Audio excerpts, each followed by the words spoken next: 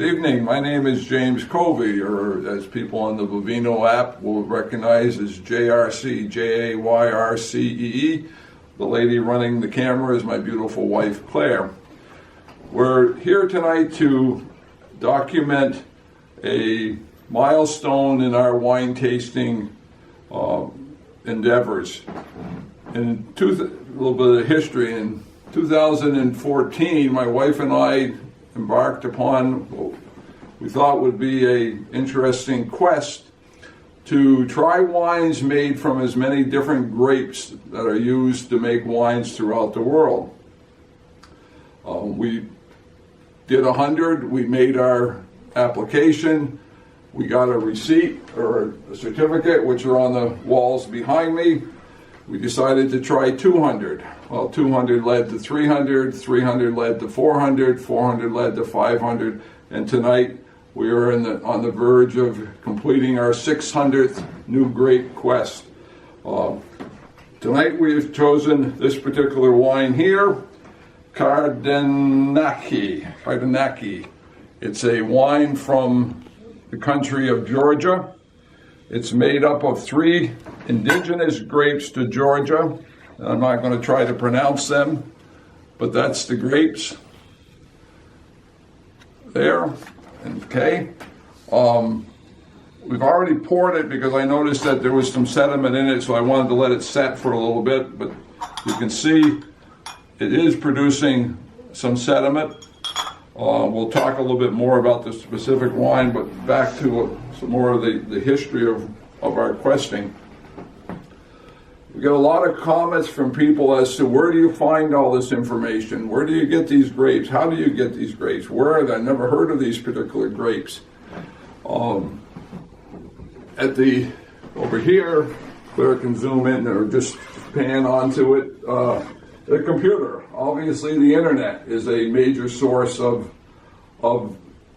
information. I have here a large book, a very large book. It's produced by Janice Robinson and others. It's called Wine Grapes. It's the Bible of grapes in the world. There's 1,368 highly documented DNA tested grapes in that particular book.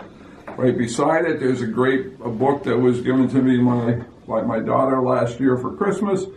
It's called Grapes of the Hudson Valley. It's a good history of whole issue of winemaking in the Hudson back at the time of the Revolution up until modern times.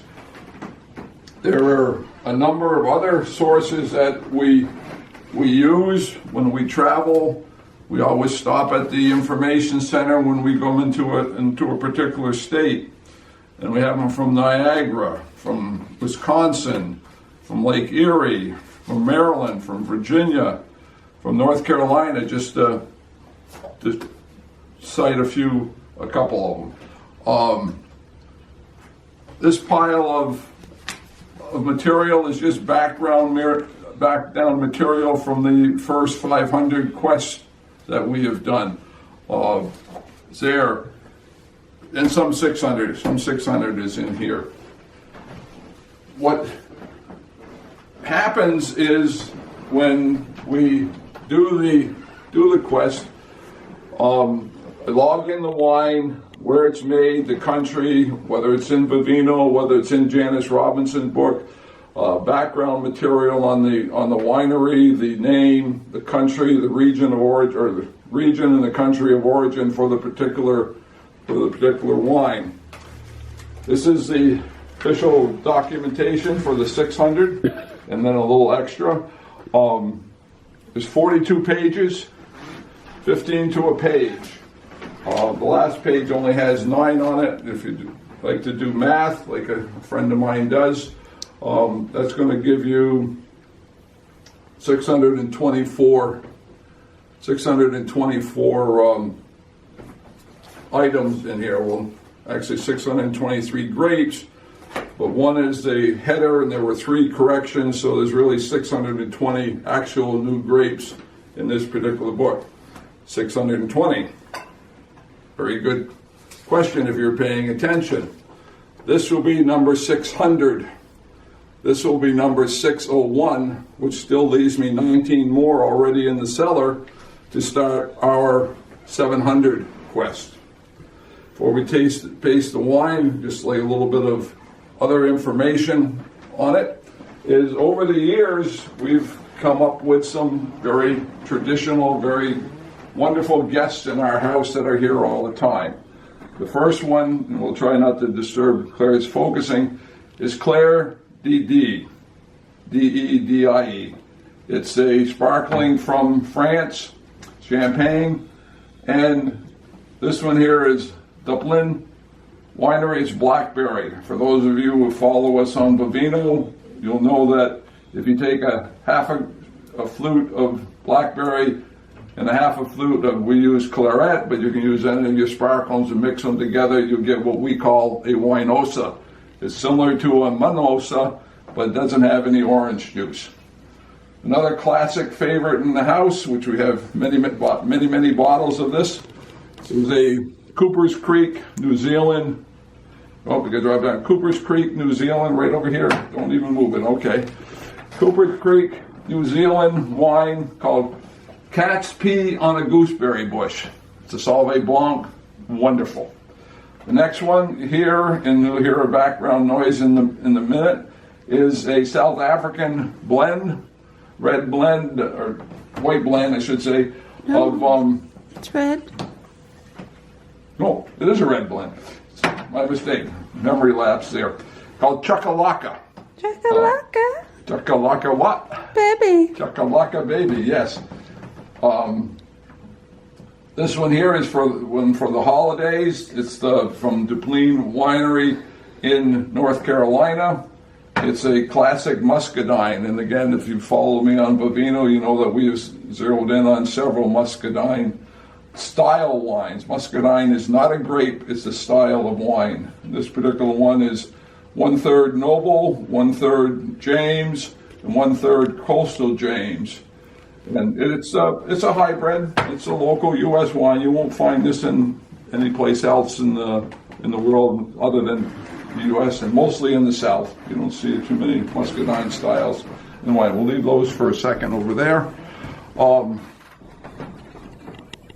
The other sources of areas where we've been able to find things, and this is kind of the book of already found but not in our cellar yet.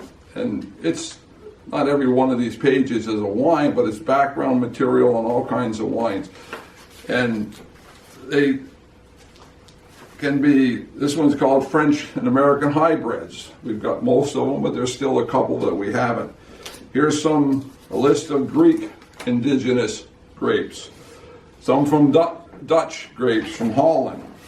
We took a trip to Alaska a year or so ago, and we brought with us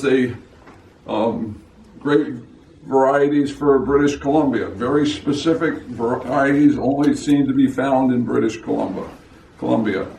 This is part of the United States Federal Register. It's from the Alcohol, Tobacco, and Firearms. They list all the grapes that are used to make wines in the world, in the United States. And you just go down through them, and I find out if I have them, and we check them off. If they're not there, then we look for them and try to find them. We didn't make it this year, but we have a planned trip to Nova Scotia. There is a bunch of grapes in Nova Scotia that we haven't found, haven't tried yet.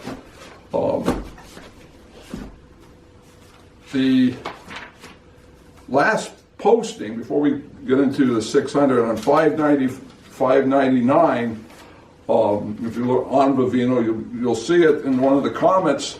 There is a series of flags with some numbers behind them. Well, those flags represent the 33 countries that we've tried wines that have new grapes in them.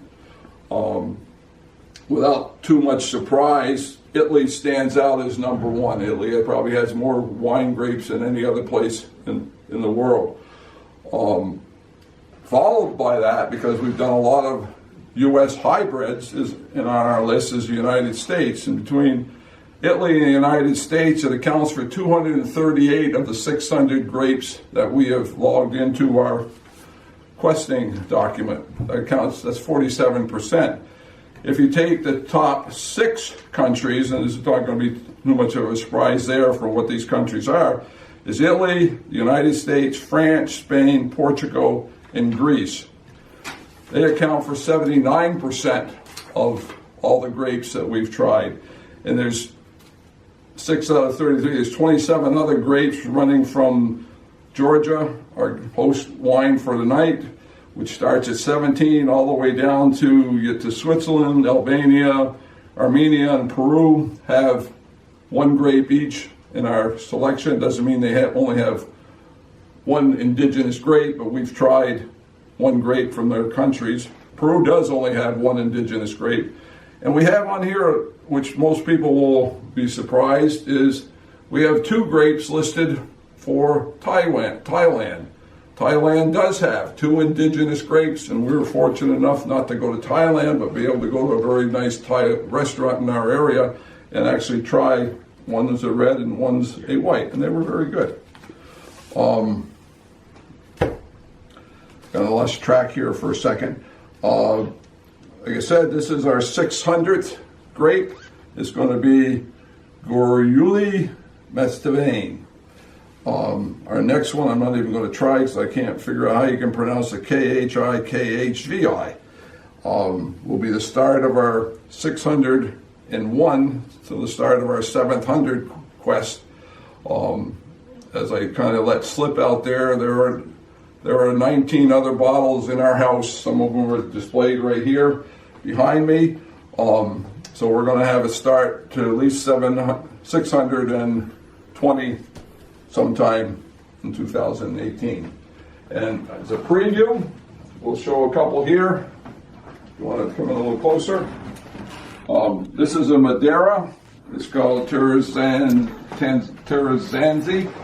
It's a 1988. Very hard, very rare. A little on the pricey side, but I got a great deal on the wine. Here's one here, Human Rouge. This is a Swiss wine.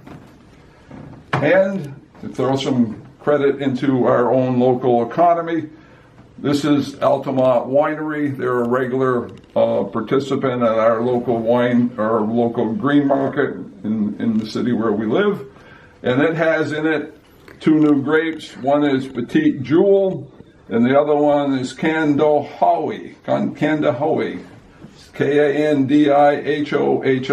Both of those are hybrids, and if my memory serves me right, came from Elmer Swenson's work in the state of Minnesota and at the University of Wisconsin.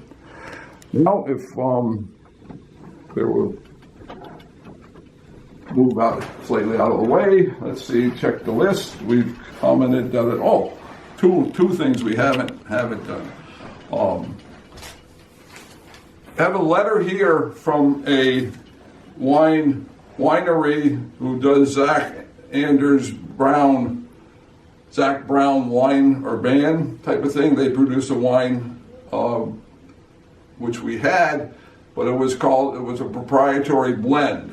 Nobody in our local area, the local wine stores, couldn't figure out what it was.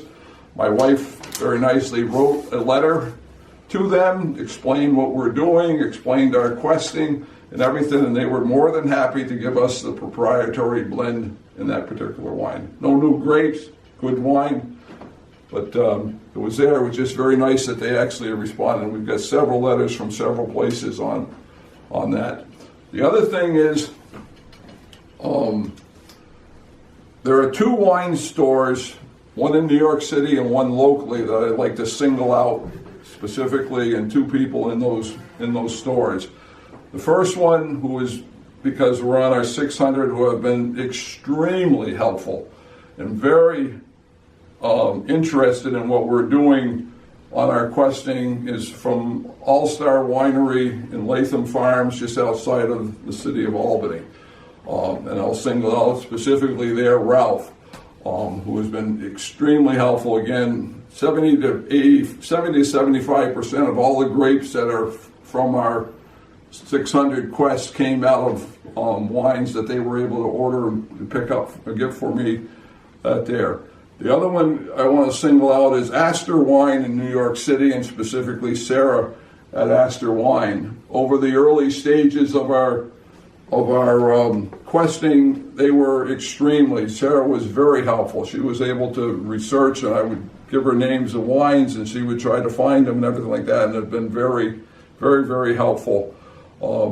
We still deal business with them, but we pretty much depleted their supply, and unfortunately, we pretty much depleted All-Star's supply of grapes there. But 2018 will be a new year, and we'll see what we'll have there. With that, as I said earlier, we poured this wine. It does produce some sediment. It's 3 white indigenous grapes. It's a amber color. There's a little bit of sediment in there. I'm getting some honey, some floral, and if you're on VIVINO, you will read in my posting about one of the aromas that are typical of this particular wine. For sake of time and everything, I don't pick it up, which is a good point. Let me pour a little bit. Using some glasses that comes from Claire's aunt's house, who has passed away. These are family heirlooms. We use them specifically for Madeira and port and dessert wines. As you can see, it's definitely amber. It's still a little cloudy, even though it's been sitting here for a while. I'm not sure what that is. We've got very definitely a Madeira port type of smell, but from a white grape.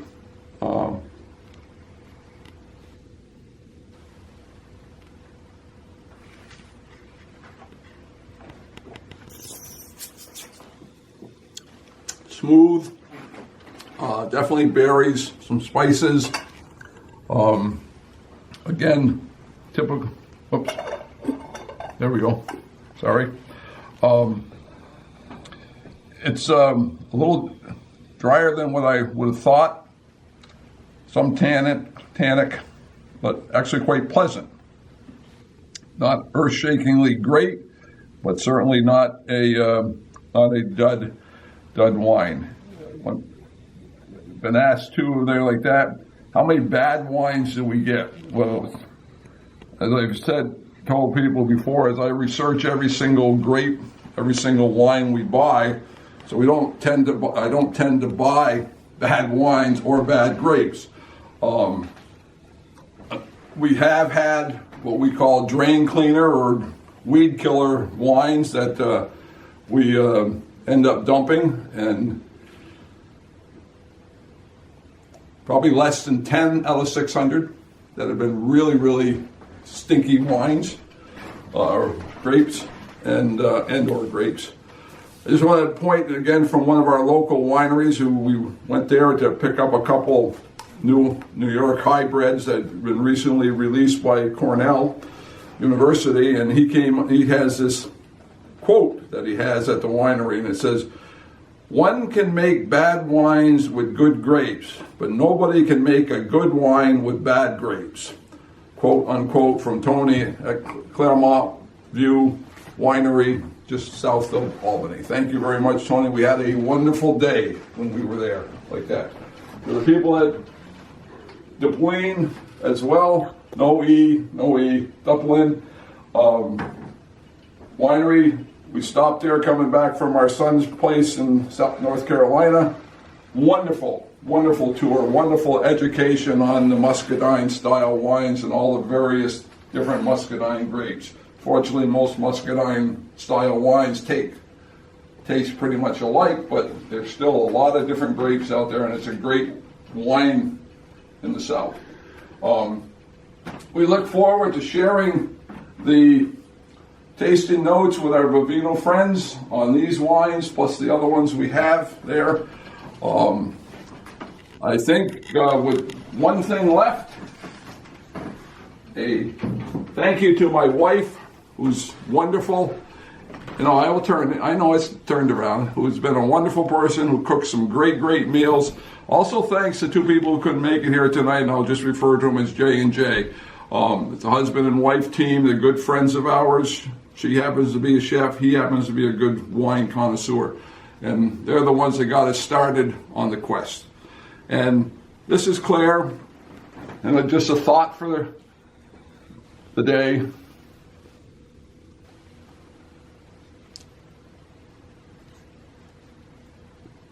Okay. Look for JRC, JAYRCE on VIVINO. Good night.